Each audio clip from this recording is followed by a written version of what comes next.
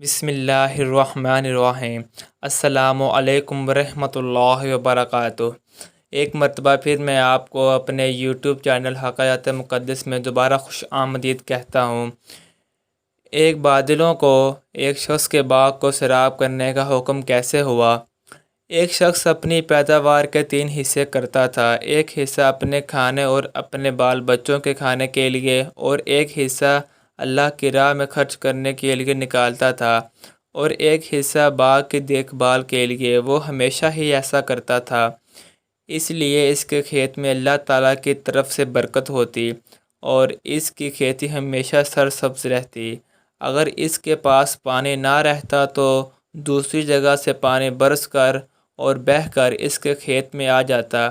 ایک مرتبہ کا واقعہ ہے کہ ایک شخص جنگل میں جا رہا تھا کہ اچانک اس کے کان میں آواز آئی کہ کوئی فلاں بادلوں سے کہہ رہا ہے کہ فلاں کے باغ کو سیراب کرو، اور اس باغ والے کا نام بھی لے لیا۔ چنانچہ اس بادل نے وہاں سے ہٹ کر ایک پتھریلی زمین پر جا کر خوب موسلا دھار پانی برسایا۔ وہ پانی بہہ کر ایک نہر میں جا پہنچا۔ وہ نہر اسی شخص کے باغ میں آتی تھی۔ یہ شخص اس پانی کے ساتھ چلا کہ دیکھیں کیا ماجرا ہے اور کس بزرگ کی کرامت ہے۔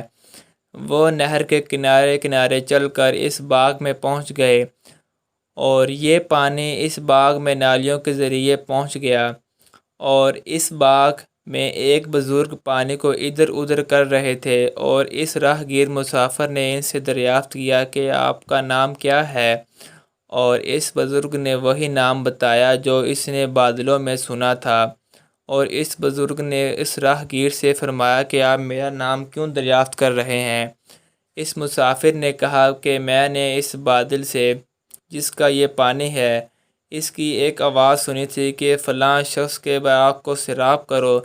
اس نے آپ ہی کا نام بتایا تھا۔ وہ بادل برسا اور پانی اس نہر میں آ کر بہہ گیا، اور اس عجیب و غریب واقعے کی تلاش میں آپ کے پاس آیا ہوں۔ میں چل کر معلوم کروں کہ وہ کیسے بزرگ ہیں اور وہ کیا کرتے ہیں۔ اس بزرگ نے فرمایا، جب آپ نے دریافت کر لیا تو میں کہتا ہوں کہ میں اس کے 3 حصے کر ڈالتا ہوں۔ ایک حصہ اپنے بال بچوں کے لیے، ایک حصہ باغ کے خرچ کے لیے، اور ایک حصہ اللہ کی راہ میں خرچ کرنے کے لیے ڈالتا ہوں۔